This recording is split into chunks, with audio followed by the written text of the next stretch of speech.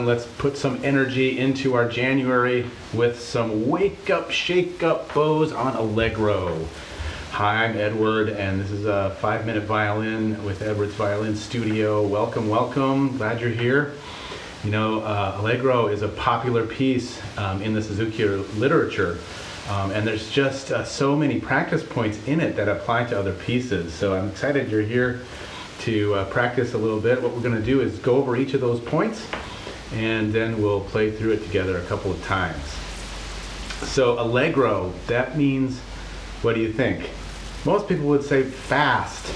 And actually the original word means bright. So we want to try to get a bright tone at the beginning here. And how do we do that? Well, I like to think of it as thinking about waking up your arm. So if you sing to the melody, wake up, shake up, get your arm to wake up. In fact, let's try that invisible violin. So put your violin down or hang it up on your yoke if you have one.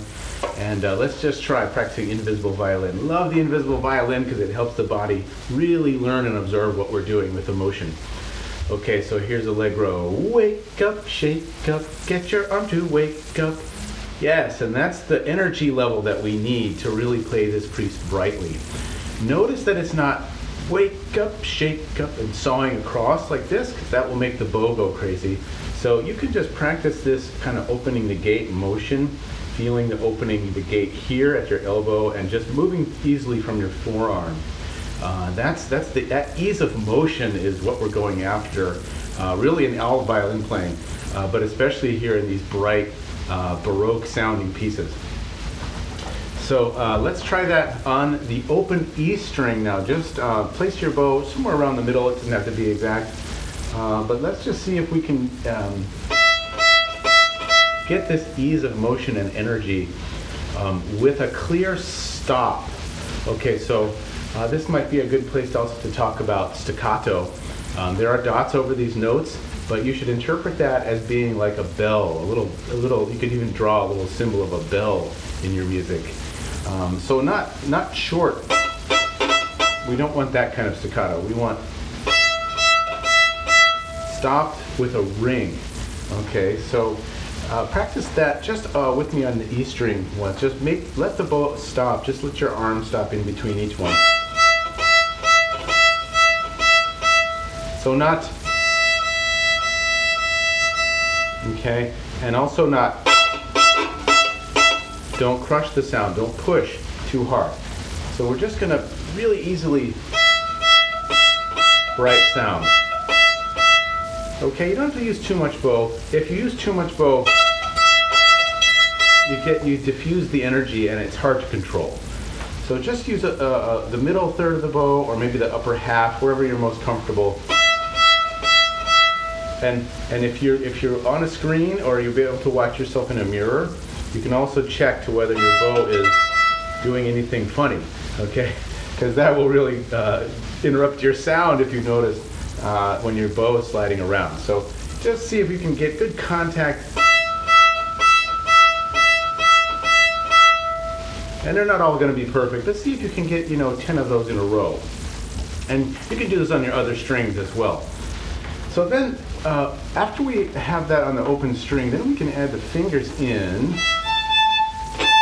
And you want to tune that A really well. Make sure that's really in tune before we start. And then we have this pattern practice. Let's name those fingers. 1, 2, 3, 1. 1, 2, 3, 1. That's a pattern that you need to map. Your brain has maps in it of what your body's doing. We need to map that pattern. So we can take out our plucker finger and just do that 5 or 6 times until you really can feel the coordination. And then again with the stop bow, really slowly. And this is a principle of violin playing: finger, bow, and go. So you want to make sure that your fingers are down between the stopped bows.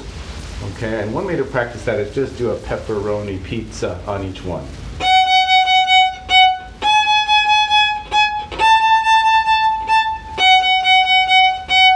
And if you will practice that, you will clean up the pattern. We want clean in between.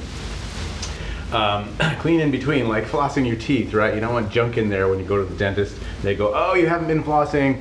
So we all have to floss, clean in between the teeth. Otherwise we have this. And it sounds sloppy, right? And your ears can hear that.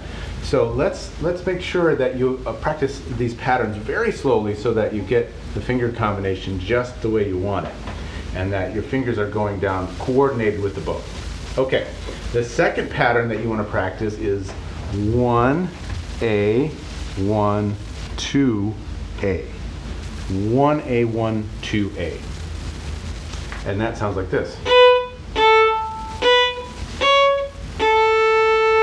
And you want to do that plucking, pepperoni pizza, slowly with stops and making sure the pattern is coordinated. Okay, so teach your body, be kind to yourself, teach your body those patterns. They're very common, they'll be coming back in other pieces. And then once you really have it, then it's really fun to play this one fast. Okay, so also, this pattern shows up in Go Tell Aunt Rhody, so you can practice it there as well. Now if you look at your music, in the third line it says a special word in Italian, dolce, and you might have heard like dolce de leche or something like that, but it means sweetly, and that's a little hard to interpret, like what we're actually supposed to do when it says dolce. I would think this part smooth and calm and very relaxed. I'd say like even relaxing the speed a little bit. So if you look at the third line of your music, there's lines over those, portato, which means to lengthen. So we're going to do a little slower bow, just feel a feeling of calm here.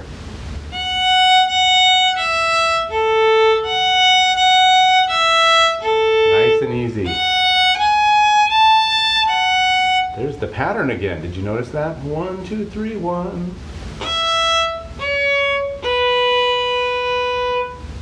When you're memorizing this, you want to do this last pattern, E, 2, 1. Make sure you know that as well.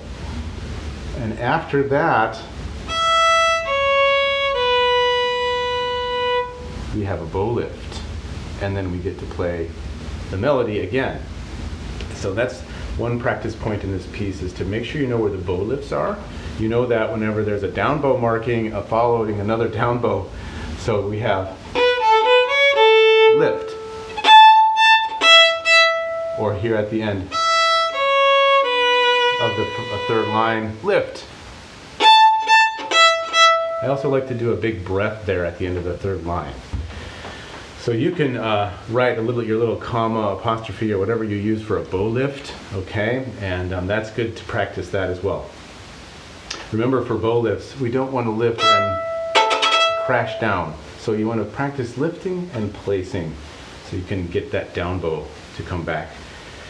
One last point, and that's the memorization strategy for this piece. If you work on the patterns without looking at the notes, so for example, 1, 2, 3, 1, just do that mapping wise, plucking and pepperoni pizzas, you'll automatically memorize as you go. It's easier to memorize as you go than it is to, okay, I'm going to study all the notes and learn the piece, and then I'm going to memorize at the end. So as you go, try to step away from your music each measure, and as you're working on the bow technique and the patterns, you'll automatically memorize it as you go. Now the good news for this piece is you have 3 for 1. If you notice, the first line, second line, and fourth line are all the same. So often that's true in music. You learn one section and then, oh, the composer uses it over here, or these patterns, show up again, and so you get a reward for memorizing a certain section. So that's good news. All right, so if you have to use your music right now, that's fine, or if you memorized it, great. Let's play through it a couple of times. We'll go through one medium speed and one fast, okay? So here's medium speed. Let's just do a few bows on the E string to get ready. Okay, get your first note ready. Here we go. 1, 2, ready, and.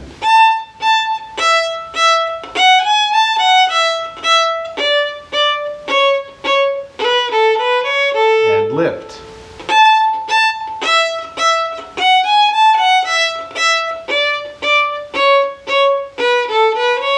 And lift.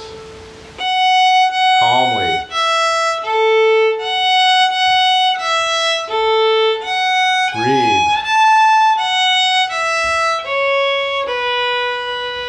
Big breath and big bow lift.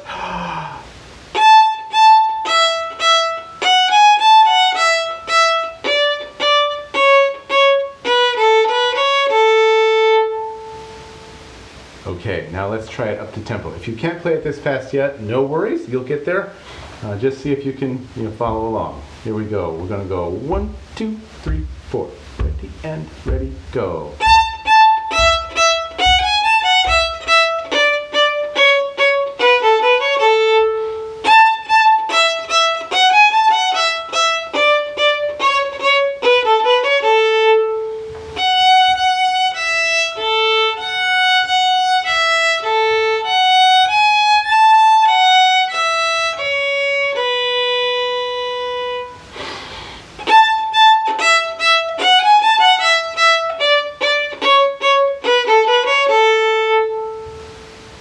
Thank you for playing along with me today, and I hope this gives you some bright energy into your January. See you next time.